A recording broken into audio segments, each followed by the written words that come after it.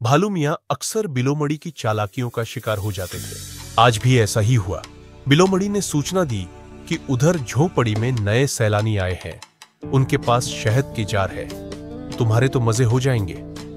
वह बेचारा लालच में उस तरफ निकल गया जिस तरफ बिलोमड़ी ने बताया था, लेकिन कुछ दूर जाकर उसे अंदाजा हुआ कि वह फिर उसकी चाल में आ गया है, क्योंकि दूर दूर तक किसी झोंपड़ी का नामो निशान तक नहीं था। उसके पैर भी जख्मी हो गए क्योंकि रास्ते में कांटे थे।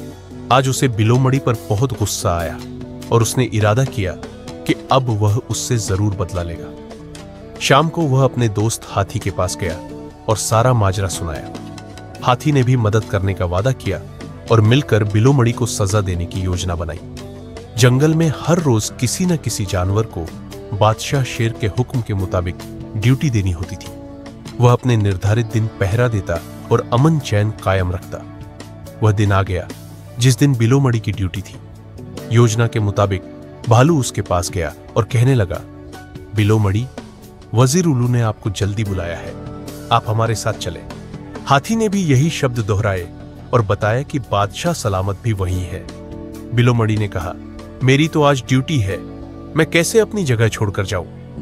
भालू ने कहा, आपकी मर्जी, हमारा फर्ज था आपको बताना। अब आप जाने और बादशाह सलामत। ये कहकर वह दोनों चलने लगे। बिलोमड़ी भी कुछ सोचकर उनके साथ चल पड़ी। बादशाह का शाही घर काफी दूर था। वह तीनों आगे पीछे जा रहे थे कि इतने में भालू को अपने बच्चे की आवाज आई और वह अभी आता हूं कहकर चला गया। हाथी भी प्यास का बहाना करके दूसरी तरफ मुड़ गया। बिलोमड़ी भागती जा रही थी कि उसे शेर की दहाड़ सुनाई दी। जब उसने गौर किया तो आवाज उस तरफ से आ रही थी जिस तरफ उसकी ड्यूटी थी।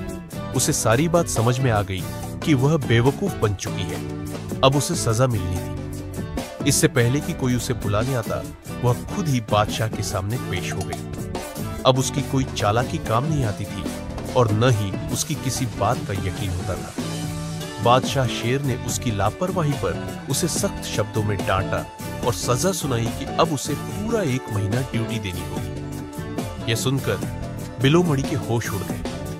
बादशाह के जाने के बाद भालू और हाथी पेड़ के पीछे से सामने आए और एक साथ बोले, अब मजा आया। दूसरों को तंग करने का अंजाम कितना बुरा होता है।